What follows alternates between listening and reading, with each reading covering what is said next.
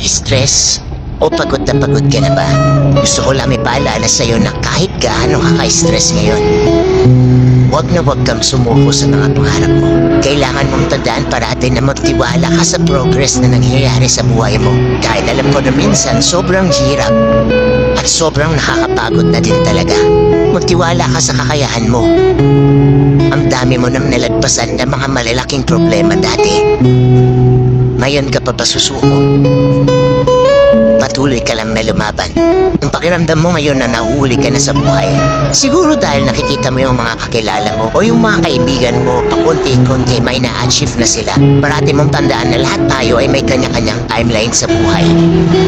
Hindi ka nahuhuli at hindi ka rin naman nauuna.